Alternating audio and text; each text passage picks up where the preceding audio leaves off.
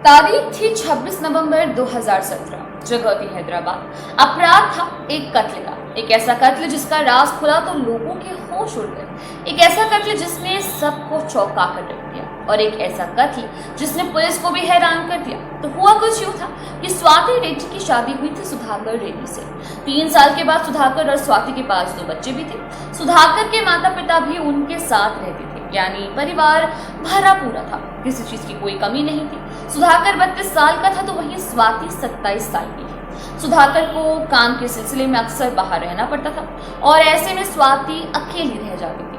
अकेलेपन की मारी हुई स्वाति की मुलाकात हुई सी राजेश रेड्डी से। राजेश एक प्राइवेट अस्पताल में फिजियोथेरेपिस्ट था। दोनों की मुलाकातें प्यार में बदल गई, लेकिन स्वाति तो शादीशुदा थी और यहाँ तक कि 2 बच्चों की मां थी। दूसरी ओर राजेश कुंवारा था, लेकिन बुरी तरह से स्वाति पर फिदा था। उसकी कही हर बात मानता था और फोन पर बातें हो रही थी, छुप छुप कर मुलाकातें हो रही थी, लेकिन दोनों के लिए अब अलग रहना मुश्किल हो रहा था। एक दिन तेलुगु फिल्म ये बारू देखकर स्वाति को अब एक प्लान सूझ गया।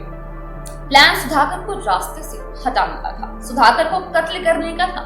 स्वाति और राजेश ने सोते वक्त सुधाकर को एनेस्थीसिया का इंजेक्शन दे दिया। सुधाकर बेहोश हो गया और राजेश और स्वाति ने तकिए से सुधाकर का मुंह दबाकर उसे जान से मार डाला।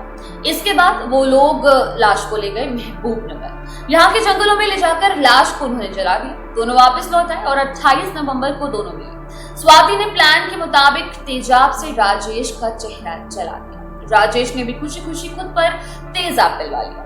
हालांकि इससे पहले दोनों ने इसके लिए पूरा प्लान बना लिया था। तेजाब खरीदा था और कहां पर इलाज कराना है, कितना खर्चा हो जाएगा, ये सब पता कर लिया था। तेजाब डालने के बाद स्वाति ने सुधाकर के घर वालों को फोन किया और बताया कि किसी ने सुधाकर पर तेजाब फेंक दिया है। वो उसे लेकर अस्पताल जा रहे हैं। सुधाकर के माता पिता, रिश्तेदार सब आनंद फानंद में अस्पताल आ गए। अंधाधुंध पैसा खर्च करने लगे। आखिर से बाल बेटे की जिंदगी खत्म। लेकिन देखिए, उसे ना तो पुरानी बातें याद थी और ना ही वो होते भी कैसे, वो तो जाहिर सी बातें सुधाकर था ही नहीं। अब स्वाति और राजेश ने याददाश्त पर असर का नाटक करना भी शुरू कर दिया था, लेकिन सुधाकर के माँ बाप को शक हो गया था कि ये उनका बेटा तो नहीं, लेकिन जाहिर सी बात है दिल ये मानने को तैयार नहीं था।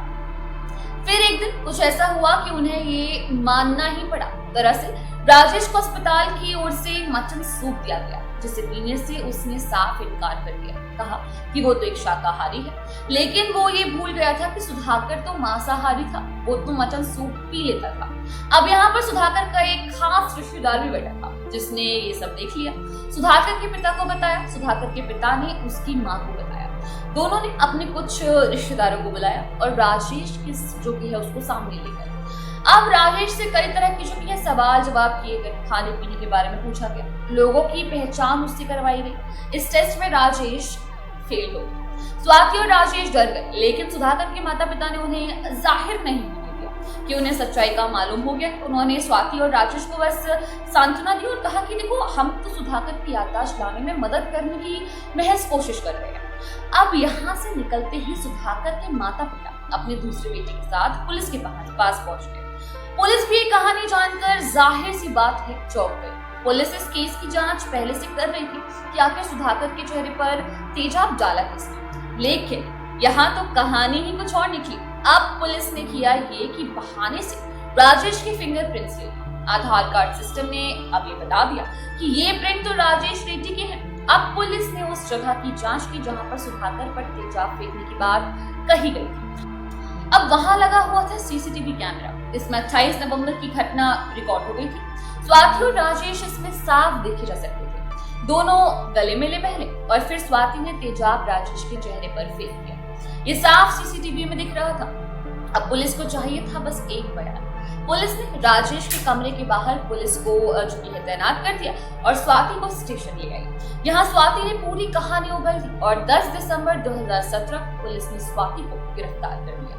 राजेश को इलाज के बाद गिरफ्तार किया गया। राजेश की मां ने उसके साथ अपने सारे रिश्ते तोड़ दिए। अब स्वाति और राजेश जेल में हैं, अपने किए की सजा भुगत रहे हैं और सुधाकर के माता पिता उसके बच्चों को पाल पोस रहे हैं। फिलहाल के लिए बस इतना ही। जय हिंद, जय भारत।